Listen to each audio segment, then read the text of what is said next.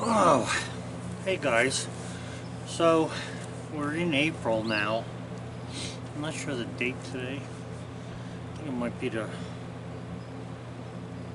don't know what it is, 12th, 13th. But anyway, Easter is this coming Sunday.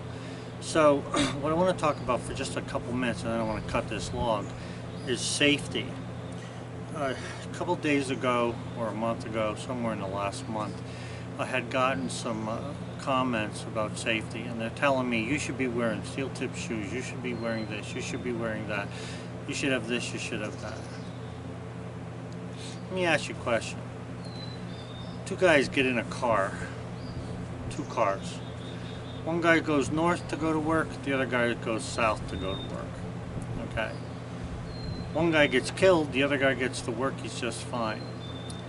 The guy who got killed, if he would have had safety glasses, a freaking hard hat, safety harness, and all kinds of other junk, depending upon how the car was hit, he's gone anyway. Doesn't matter what you're wearing. Now, I'm not against safety, and I'm not against whatever you want to wear, but I find it difficult to control the machine, even with just gloves on, even though I try to wear them. No, but they're not for safety, they're for warmth, that's all. As far as a hard hat goes, I don't stand where stuff falls. As far as my shoes go, I have diabetes. I need to wear a nice, good shoe. They don't make work boots that are good enough like my shoes are to help my feet. So I wear regular shoes. I have all my toes, okay? Yes, I broke my foot once. I was cutting a log on a slope and the log came down and hit my foot, and I broke my foot. And I was messed up for about 2 weeks or so. But you know what? I still didn't wear any steel tip shoes after that, because normally I'm not doing that type of thing. Now, if I was working with steel and someone else is picking up and lowering things, and I'm not sure of how he is, then I might, okay? But the way I see stuff is, if you know where to stand, if you know why you should stand there and not stand somewhere else, then you shouldn't have any trouble. I mean, I've never dropped a log on my foot, because when I hold a log, I'm holding my arm outstretched. If somebody's moving it with the backhoe, like say Carmine when he was working here with me, my arms are outstretched. My feet aren't under nothing. That's not to say I haven't had a couple of issues here and there, because I have. Playing sports gave me more broken bones than anything else I've ever done. Okay? Sports. Yet, they have safety shoes, they have this, they have that, they have the other thing. It doesn't help, because, this is what the human body is. So, my theory, my own personal theory, it has nothing to do with OSHA, it has nothing to do with people, is learn how to work, learn why you work that way, learn to work efficiently and get things done so you can make money doing it, okay? Because if you don't make money, there's no sense in working. So the point is learn how to do it right and you'll be okay. Accidents happen, but only on a real small scale. If you read about what people call accidents, car accidents, they're not really accidents. People are not watching where they're going. That's not an accident. That's somebody's fault. They're not watching what they're doing. They're driving too fast. Or, somebody drops, a chain breaks and a piece of steel falls down and somebody gets their leg broken or whatever. Look, just don't stand underneath it and be ready for it to fall. That's what you have to think to yourself. And it's the same thing with logs. When you're cutting a tree down, if you're not absolutely positive that the wind's not blowing against the tree and that the tree's going to fall a certain way, then maybe you shouldn't be cutting trees. Maybe you should let somebody else cut them for you. That is my personal opinion on it. So when I get somebody ragging on me, trying to give me a hard time about, you should do this and you should do that. Look, this is the USA. I can do what I want to do pretty much, and I do, okay? But I haven't hurt myself. And all I'm saying to you is, learn how to work by someone who has all their 10 fingers, has all their toes, and has no, problems. That's not to say that I haven't had problems, but all of them have been in sports, playing sports, okay? All right, so anyway, that's that for safety. So what we got here, guys, is I'm trying to get rid of some of these small logs because I want to get a load of bigger logs in. So what we have here is an 8-inch, actually 9 inches on this end, 8.5 on the other, so I'm not even going to bother picking it up. But we have this red oak log to cut. So I already have it tightened down in place. The sawmill's already warmed up, so I'm going to just start taking some pieces off of this thing nice and slow and see what we end up with. Now normally, you know, if you've watched my videos, let me just turn this thing around so I can see what you're seeing. If you watch my videos, you know that I normally cut everything into a can and then cut boards out of that. The problem with it is that this log's fairly small, so if you look at your paper or you want to do the figure in, it doesn't matter to me what you do. But, you know, an 8-inch log basically is going to give me a 5.5-inch can. So I'll be lucky to really get any big boards out of this thing. I mean, at the most, I'll get an 8.5-inch wide board, probably 8-inch, out of the very middle if I cut this into slabs and then cut the boards. Now, because of the size of this, because it's so small, and I'm not cutting like a 4x4 or something out of it, I'm going to go ahead and just slice this whole thing down 1 inch thick, and then I'm going to cut the boards individually, and that'll give me better control over, you know, what I'm going to lose as far as lumber goes. I normally don't do that. I normally don't fool around with it, because if I got something 12 inches or bigger, I'm just going to cut a cant out of it and go from there. So we'll just slice this down in 1-inch slices, you know, get the bark ends off and everything, and then we'll go from there.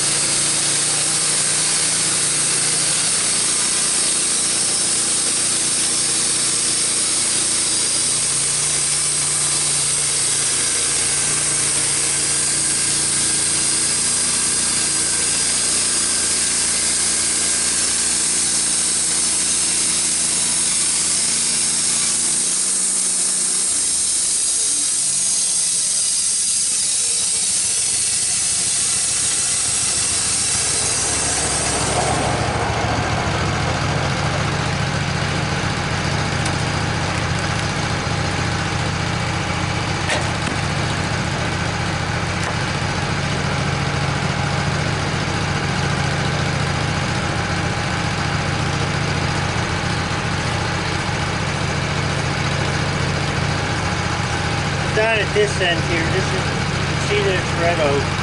Got the outer white and then the red in between. Probably got about 5 inches here, but the log has a little bit of a bend to it, not much, just a little. Up there I've got probably 4 inches, but in the middle there is where the bend is, it's a little less. So I'm going to cut another 1 inch off of this and get some actual nice bend to it.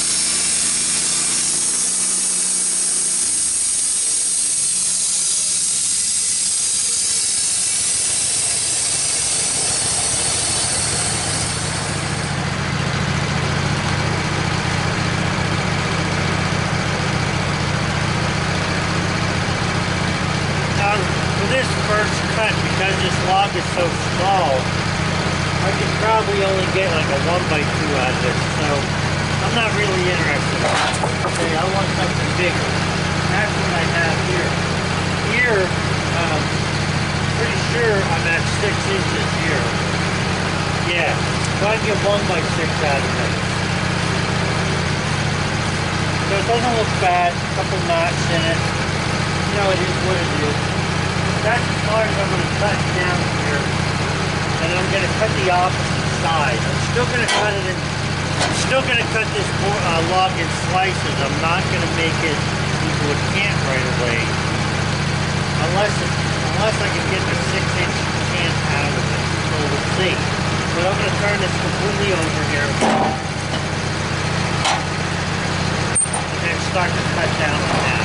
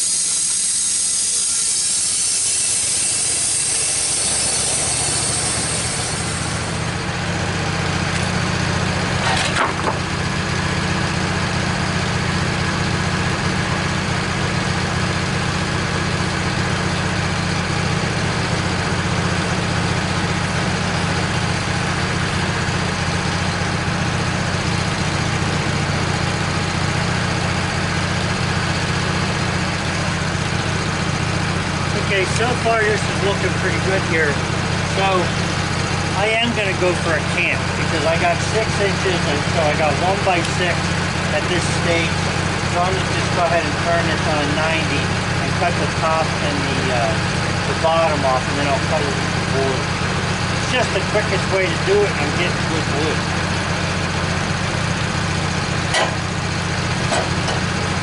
Now the other thing too about the safety stuff, I'm not wearing any glasses today. And when you see me cutting, I usually wear sunglasses. The thing is the sun's not too bright, it's supposed to rain all week after today. And, you know, it's not bothering me. The sawdust from the saw, right now the wind is coming from the south, or from the west. So it's blowing this direction. So I don't really have a problem with sawdust, so I don't use them. But when I wear glasses, I'm just telling you, I'm not wearing them for the sawdust. I'm wearing the glasses just to protect my eyes from the sun, that's all. Again, I'm not saying you shouldn't wear glasses. You know, if you don't know where to stand, or the wind's coming out of the east, you may have to wear glasses. That's just how bad it can be. But I'm not worried about that, okay?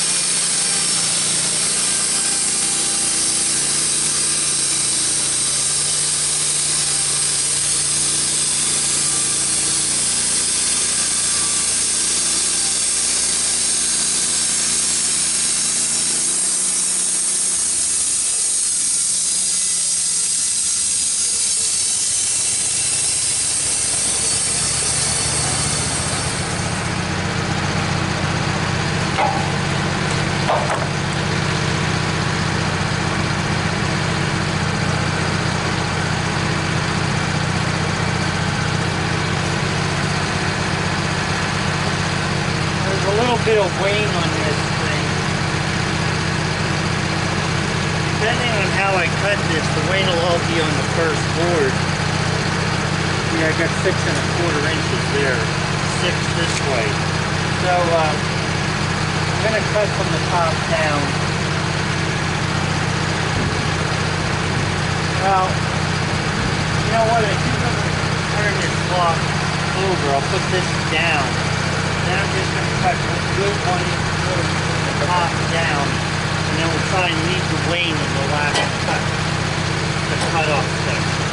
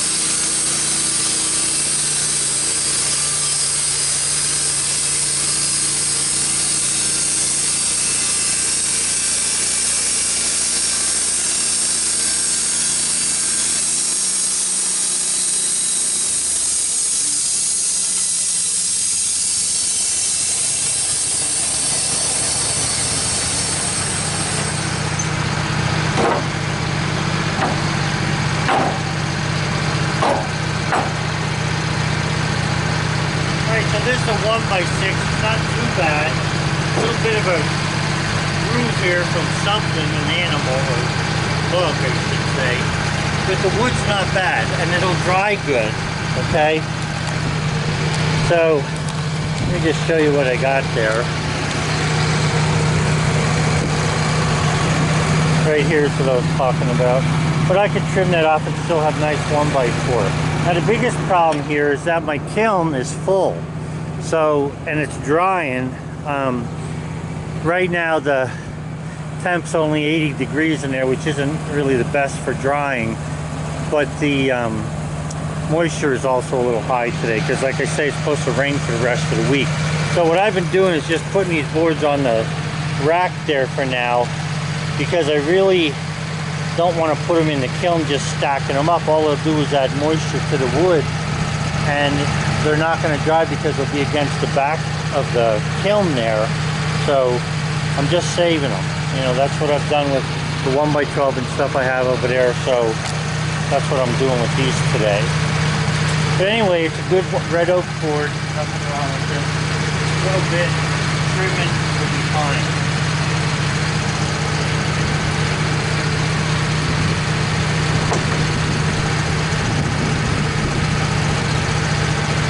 Somebody had asked me, I think the guy was actually from Canada. They had asked me, let me just turn this thing so I can see you, or you can, I see what you're seeing. So a guy had asked me, you know, when I cut, do I, you know, how do I, when do I cut the wood, or what did he ask me? Oh. I don't remember what the question was exactly, but I remember the answer, which is kind of funny. But what I said to him was, sometimes I cut the wood into boards and dry it, and then I plane it. And some, oh, he asked me about when I cut the boards after drying them, you know, because sometimes they bend. If the boards are bent more than 1/8 of an inch, the saw will bump them out and you'll end up with a crooked cut on the board anyway. So what I do is I'll take a board when I look at it. If it's real straight, I'll cut it on, what I'll do is I'll plane it first after drying. And we're talking about after drying wood. So after I dry it in the kiln and it's down to like 6 or 7%, I'll take it and I'll plane it first if it's straight, and then I'll dry it. Okay, or not dry it, I mean I'll plane it and then I'll cut it into whatever I want. Now, if, you know, give it straight edges, absolutely straight. So if the board's not straight, like let's say it has a little bit of a bow to it, You know, and it doesn't matter which way. I try not to cut it then on the saw, the circular saw, or I mean with the table saw. What I'll do is I'll bring it over here, because once you fasten them, you're going to get a straight cut on this saw. Now you could do it to all of them, it wouldn't hurt you to do that, but I do it only to the ones that are, you know, bent. Because usually what happens is I take a whole skid of lumber over to the garage door, I set up my planer, and I go ahead and plane everything, and then I cut the edges that need to be cut. And a lot of times I'll use a hollow ground blade, which if you know anything about cutting, if you don't have a straight edge, the hollow ground blade is going to bind up because it's a smooth cutting blade. So that's what I'll do sometimes, but if they're bent, I bring them back to the sawmill and straighten them out, okay, by cutting them after they're dry. If they're not bent, then I run them through the table saw. It's that simple. Okay guys, so that's one thing I wanted to get straight. Alright, so got a couple boards to come out of it, and they look like they're going to be pretty good.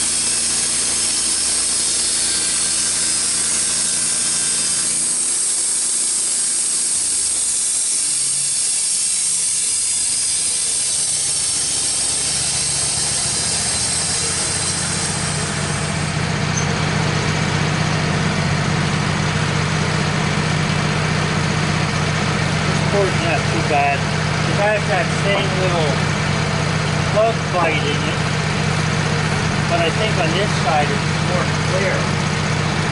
Yeah. Yep.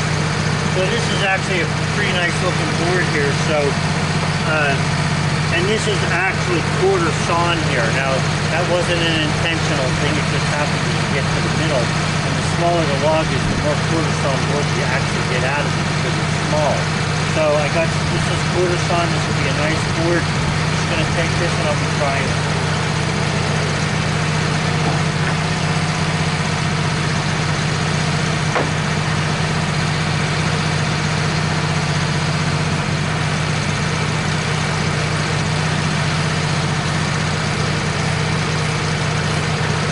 Yeah, this looks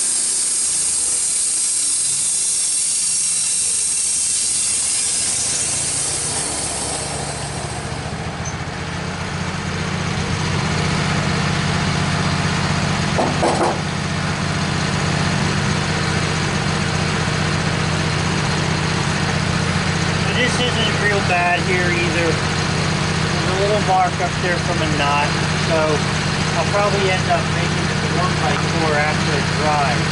But it's not bad. Good red hook.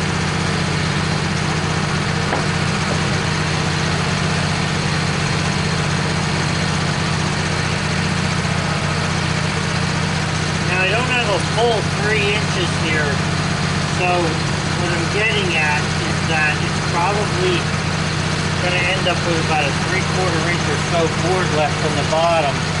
And that's the one that has the white wood on it, and it also has the wane on it. So it's going to work out pretty good the way I'm cutting it.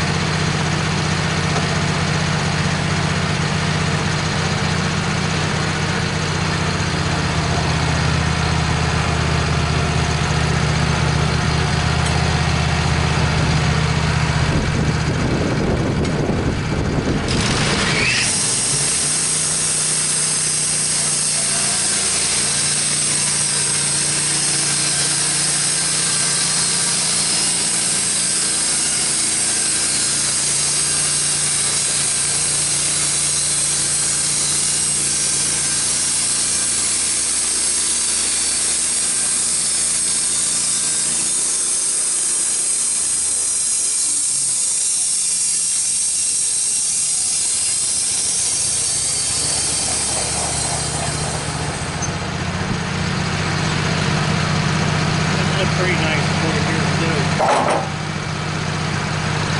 Yeah, there's a couple knots in it, but you know, people tend to seem to like the knot. I'm not exactly crazy over that, but 1, 2, 3, 4 boards so far. There'll be 5 boards out of this. Now here's the thing. Because the sawmill can only cut down to 1 inch, I've got like 1 3/4 inches there. So I'd only be able to cut out a 3/4 inch board. Now I don't want that, I want 1 inch. So what I'm going to do is I'm going to turn this board over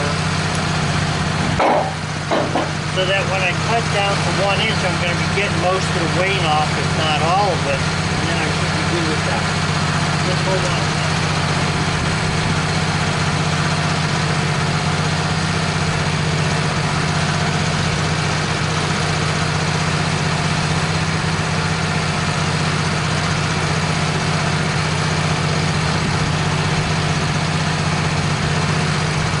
Sometimes this aluminum piece gets kind of tight on me and it doesn't want to spin. I'm not happy with that.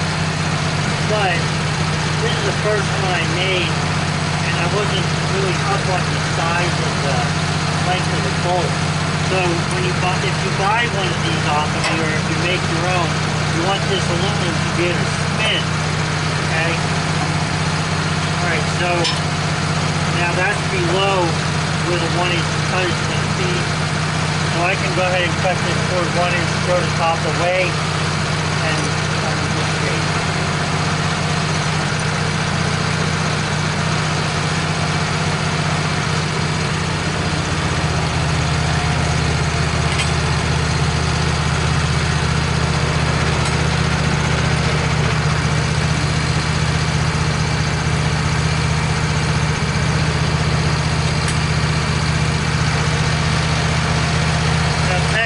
There, you saw me set the blade on the board. In reality, I really didn't need to do that for this cut because I'm only cutting at 1 inch according to the scale. I wasn't using the scale at all to make those 1 inch cuts. I was just using the dial to go down 1 inch.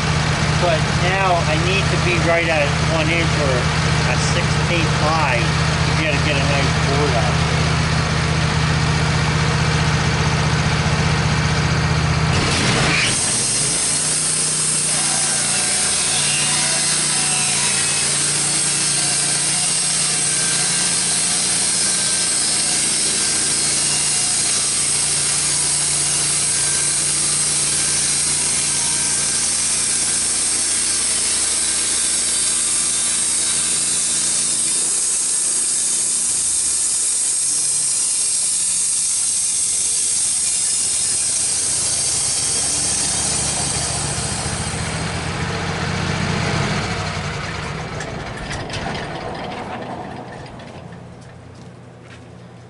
Okay, so this top board here,